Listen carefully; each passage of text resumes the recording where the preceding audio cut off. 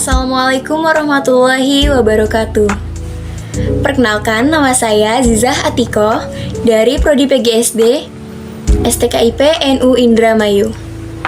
Halo teman-teman, apa kabar semuanya? Pada kali ini, saya akan membahas salah satu komponen-komponen manajemen pendidikan.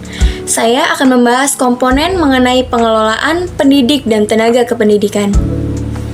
Apa aja sih isi pembahasan dari pengelolaan pendidik dan tenaga kependidikan? Yuk kita simak bareng-bareng. Yang pertama yaitu definisi, yaitu aktivitas yang harus dilakukan mulai dari pendidik dan tenaga kependidikan, mulai dari masuk ke dalam organisasi pendidikan sampai akhirnya berhenti. Selanjutnya ada tenaga kependidikan. Tenaga kependidikan contohnya seperti guru, dosen, konselor, tutor, dan lain sebagainya, yang serta berpartisipasi dalam menyelenggarakan pendidikan. Sedangkan tenaga kependidikan yaitu anggota masyarakat yang mengabdikan diri dan diangkat untuk menunjang penyelenggaraan pendidikan. Yang kedua yaitu tujuan tenaga pendidik dan kependidikan. Terdapat 5 tujuan. Yang pertama, memungkinkan organisasi mendapat dan mempertahankan tenaga kerja yang cakap dan dapat dipercaya dan memiliki motivasi yang sangat tinggi. 2. Meningkatkan dan memperbaiki kapasitas yang dimiliki oleh karyawan. 3. Mengembangkan sistem kerja dengan kriteria yang tinggi. 4. Mengembangkan praktik pengelolaan dengan komitmen yang tinggi. Dan yang terakhir, tentunya menciptakan iklim kerja yang harmonis. Berikutnya yaitu tugas dan fungsi pendidik dan tenaga kependidikan. Terdapat saya bagi menjadi 2 bagian, yaitu ada tugas dan fungsi tenaga kependidikan dan tugas dan fungsi tenaga pendidik. Kita masuk ke yang pertama, yaitu tugas dan fungsi tenaga kependidikan. Dibagi menjadi 2, yaitu yang pertama, melaksanakan administrasi. Tentunya sebagai tenaga kependidikan perlu dapat bisa atau mempunyai ilmu untuk melaksanakan administrasi yang akan dikelola di organisasinya masing-masing atau di sekolahnya masing-masing. Yang kedua yaitu pengelolaan, pengembangan, pengawasan, dan pelayanan teknis untuk menunjang proses pendidikan pada satuan pendidikan. Tentunya pada opsi yang nomor 2 ini harus kompleks, baik pengelolaan, pengembangan, pengawasan, dan pelayanan teknis untuk menunjang proses pendidikan agar berjalan dengan lancar dan sedemikian rupa.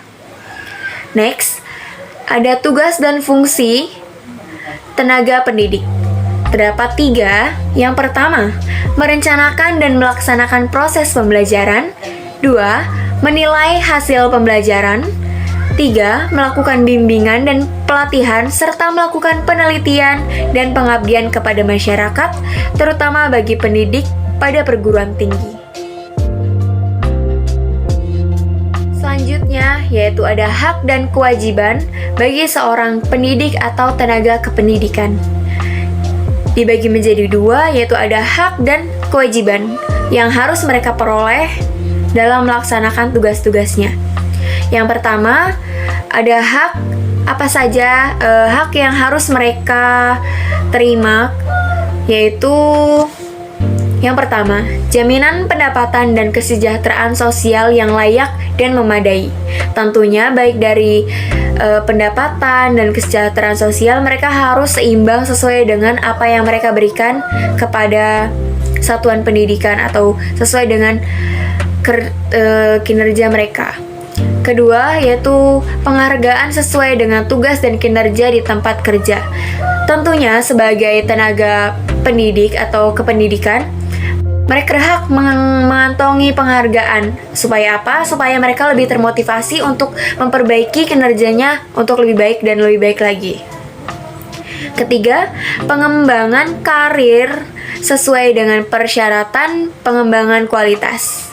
Dan yang terakhir yaitu perlindungan hukum dalam pelaksanaan tugas dan hak sarana pendidikan intelektual. Tentunya dalam melaksanakan tugasnya mereka masing-masing, mereka tentu butuh atau perlu mendapat hak hukum atau perlindungan hukum supaya ketika mereka bekerja, ketika mereka melaksanakan tugasnya di satuan pendidikan, mereka merasa aman dan tidak terganggu.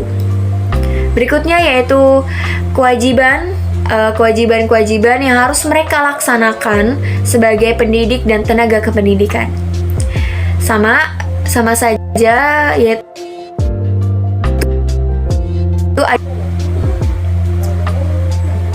ada 3 bagian. Yang pertama, menciptakan sarana pendidikan yang bermakna, menyenangkan, kreatif, dinamis, dan logis.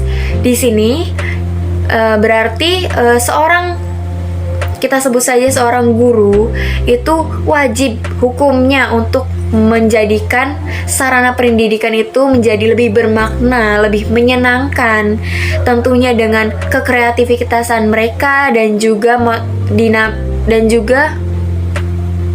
inovasi-inovasi mereka. Kedua, memiliki komitmen profesional untuk meningkatkan mutu pendidikan. Poin kedua ini merupakan poin yang sangat penting di mana ketika mereka sudah terjun ke dalam satuan pendidikan, mereka hendaknya mempunyai rasa komitmen yang tinggi untuk membangun pendidikan ini untuk lebih maju dan lebih sejahtera ke depannya. Yang terakhir yaitu mencontohkan dan menjunjung tinggi nama baik lembaga, profesi dan jabatan yang sesuai dengan kepercayaan yang diberikan kepadanya. Tentunya sebagai guru atau sebagai tenaga pendidik kita harus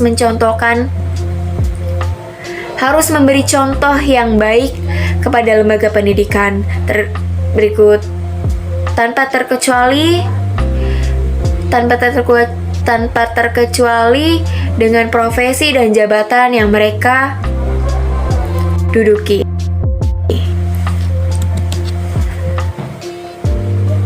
Oke, sekian saja pembahasan kita kali ini. Semoga pembahasan kali ini kita bisa bermakna dan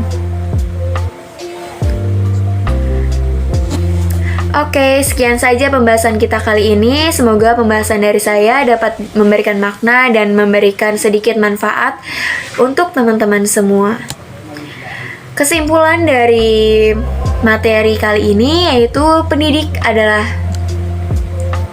kesimpulan dari materi yang sudah saya sampaikan kali ini yaitu pendidik dan tenaga pendidik berperan dalam proses pendidikan yang strategis, terutama dalam pembangunan karakter pembinaan kepribadian anak bangsa. Pengelolaan pendidikan senantiasa dilakukan dari awal kegiatan masuknya pendidik sampai selesai pada tahap akhir, sehingga mendapatkan tenaga pendidik yang sangat berkualitas untuk mencapai tujuan pendidikan yang optimal. Sekian dari saya. Kurang lebihnya saya mohon maaf, saya pamit undur diri. Wabillahi taufiq wal hidayah. Wassalamualaikum warahmatullahi wabarakatuh.